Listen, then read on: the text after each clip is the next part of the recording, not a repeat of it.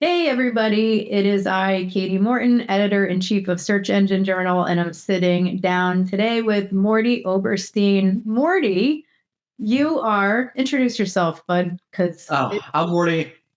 I'm the founder of Unify Brand Marketing. I work to do brand development, fractional marketing, marketing strategy. Then my main focus is brand development and how to integrate that into your actual marketing activities and your actual marketing strategy. which is just becoming so crucial these days, especially with all of the changes that we've seen over the last few years. Branding, I don't want to say it's everything, but it's up there. Oh, quite the topic in the performance space suddenly. Yeah, I'm going to say more than ever, really. Yeah. Which is, I guess, what we're kind of here to talk about. We are. We're also going to talk about branding within the scope of the state of SEO overall. So every year, Search Engine Journal, we put out a survey about the state of SEO, and we ask some questions to try to get our finger on the pulse of what people are doing. How we did a SWOT analysis this year, so strengths, weaknesses, opportunities, and threats, to see how is everybody doing and how are they dealing with it. And the subtitle of this year's ebook is How to Survive. And I would say, arguably, branding is one of those keys to survival. Yeah, and it keeps popping up, and it came up in the survey a bunch of times. One of the questions was, what are your most improved outcomes? And I think the number, I'm going to look at it for a second. Yeah, it was 34.8% of people surveyed said brand visibility increase. They were able to increase their own brand visibility on search engines. And it's become way more of a focus. One of the comments, actually, you pulled comments from a bunch of folks. One of them was from John Chahada, who was brilliant. And his quote was, double down on experience. It's the first E in EAT. For those not familiar, EAT is experience, expertise, authoritativeness, and trustworthiness, part of Google's quality rater guidelines. And he said something that resonated with me. He said, authenticity builds trust, both with users and AI systems. And it got me thinking a little bit about this whole thing about people focusing on branding here, brand, as you mentioned. You see it in the survey results, and John's talking about it here. But my question is how do you do that? How do you build authenticity? I agree with John 1,000,000%. You need authenticity. And folks definitely clearly see the value in brand all of a sudden, which is great. Super happy about. I think for performance marketers, it's definitely a different way of thinking, a different way of operating. And I think one of the things that I think performance marketers, or SEOs in this case, need to be a little bit conscious of, that maybe we should try to push through, is the old verbiage. And I think it's a little bit of verbiage is a real thing. I saw Carolyn Shelby wrote an article on Search Engine Journal about this SEO versus GEO and the whole words matter kind of thing. And there were so many stats in the survey about EEAT and building EEAT. And I think part of the problem is thinking about it as EEAT, because EEAT is in the context of SEO, in the context of trying to deal with an algorithm. But when you're trying to build authenticity, that's not the context that you're actually working in. I think building actual authenticity does transfer over to building up search equity with algorithms. I don't think they're really different things. But building up that authenticity really fundamentally comes about, and we talked about this before in a previous episode, it really comes down to building yourself up, knowing yourself, being in touch with your brand identity, having a very focused brand identity, having one that's actually true to yourself. I'm trying to remember who I was talking to. I think it was a client, where it was a potential client. And I said, you could do X, you could do Y. Y is not who you are, and it won't work no matter how hard you want it to work. So do X, because X is much more aligned with who you are. And having the ability to understand who you are and make authentic decisions from there builds authenticity, builds authenticity. So if you're stuck using old acronyms, to thinking about it from an algorithm point of view and not from an actual, who are we? How do we showcase ourselves? How do we transmit value to our audience and get beyond the acronyms? I think you're going to have a little bit of a hard time. Yeah. Mordy and I were talking about this offline, this concept of, it's that human element, as opposed to having everything framing, the framing that SEO is used to go for. And we would like to move the vocabulary forward and away from. EAT, as Morty said, is very algorithm focused, and that in itself is very inauthentic because it's machine focused instead of looking at human morals and values and what makes us human and what makes us appeal to one another. And from previous episode, we did talk about those emotional connections and who you really are and who are you most gifted to serve, as opposed to just trying to build this concept of EEAT that's built on these, rater guidelines. Sorry, rater sounds like RAIDER, rater. Rater to the lost art. Rater for the results. Right. Rate the results. Anyway. And it's because I think that's what, if you want to put it to marketing terms, we're talking about your ability to resonate. And you can only resonate when you're actually your authentic self. Imagine you went out, we talked about it before. Imagine you went out there, did something that wasn't really in line with who you are. People would pick up on that and it wouldn't actually resonate. So to create authenticity, you have to be authentic. In order to be authentic, you have to know, well, who the heck are we, so that we can actually be ourselves. It sounds easy. It's very complicated because there are a lot of mitigating factors that come in, right? You try to pigeonhole things. You want to get your messaging super catchy and there's a lot of things that make this complicated, but at its core, if you look at it at a micro level, it's not complicated. Where it does get complicated is one other stat I wanted to get into, which is where structure. Your eighth question in the survey was about structural changes within the organization.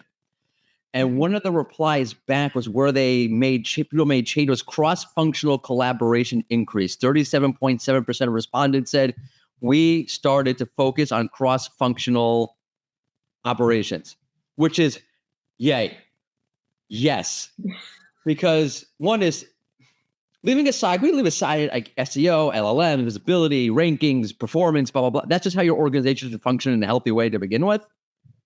So that's just good inherently for your organization to move forward. But from an SEO, LLM point of view, if you're not synced up, if you're siloed, which is like one of the things where I really try to harp on, coming from a background in enterprise where everything is very siloed. If you're siloed, you can't be consistent. And you could have one team writing one set of content, the LLM picking it up, and another team writing a different set of content, positioning the brand differently than the other team. As in, yes, often this is where I really want to get into. Often teams don't understand the same brand the same way.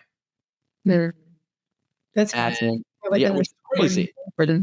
Yeah. And then it creates this sort of fractured, disjointed presentation out there in the world. And it makes it harder for the machines and the algorithms to understand what you're about as well.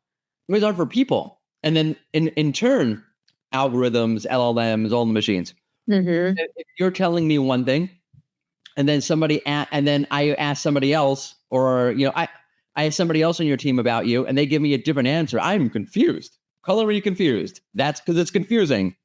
Mm-hmm. And that happens a lot, and it happens more often than you would think. And the reason why it happens, you want to diagnose it 99.99999% of the time, is there's a lack of actual vision coming down from up top. Mm-hmm. And that definition or that vision of who we are, what we want to do, who we're serving, why we're doing it, what we're trying to do, what we're trying to achieve, why that's a meaningful thing. Because by the way, if you're just sharing with your team internally, we want to get this KPI, we want to achieve, 75% growth, year-over-year, blah, blah, blah, blah, blah. That doesn't get people bought in. Okay. What gets people bought in is you're trying to do something, you're trying to achieve something, you're a cohesive group of people coming together, and you're individuals coming together in an organization, trying to work together in order to achieve a one set thing. People aren't machines, and there need to be something meaningful, just like your audience needs to have something meaningful to attach to in order to perceive you, connect with you, in order for you to resonate. So truly, the people who work for you are your audience. And if you don't have something clear, distinct, and meaningful that they can grab onto, you're going to end up in a fractured situation where certain teams understand it one way. The head of marketing might understand it this way. The head of social media that way. The head of SEO this way. And you end up with completely siloed without realizing it. And I think it's one of the things I would actually like to see. I'm glad about the survey, but it's one of the things I think, and we're doing it here, I would like to see more of in terms of people talking about this is unsiloing your marketing teams. I don't think that internal comms conversation is necessarily happening yet, but I think we need to have one.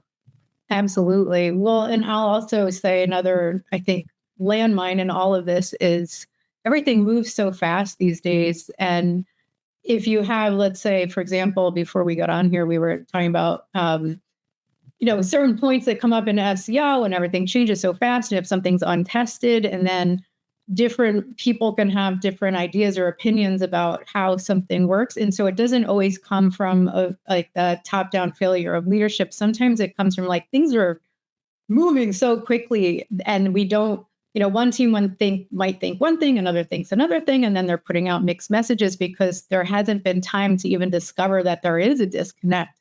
SEO and marketing can be somewhat of an art, as we've said, and not always a science. And sometimes the testing needs to bear things out over time. But in that interim, it can be a bit of the Wild West of opinions, and it can be hard to reel that in and to not go out with absolutes before something has been proven one way or another. And then it can be proven one way or another, and then it can change.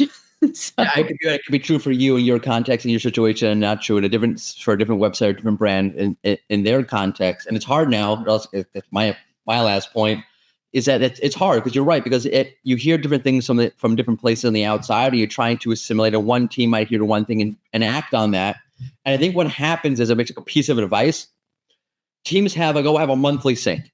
Our social team, a blog team, and then we'll have a monthly sync. That's not actually communicating. So if your model is, our teams have a monthly sync, and then there's shared that's actually not communicating. I know it feels like it is, but you need something a little bit different than that. Yeah, I would say real fluidity of communication between teams, whether that's, Slack or, some people not a fan of the daily stand-up, but sometimes that could be helpful considering the situation. By the way, it's okay to get onto a daily stand-up. I know people don't think this. Say, I got nothing new today. And then I got nothing. Okay, see you tomorrow. Right. That's fine. That's actually a valuable use of your time. Yeah. It can be tough at search in general. We're very global, and so we have people across nearly every time zone. So that would be nearly impossible to accommodate. But we're all on Slack all day, every day, and night. So the communication never stops. But yeah. That's good. So anyway, people need to figure out for their team and what works for them in terms of that.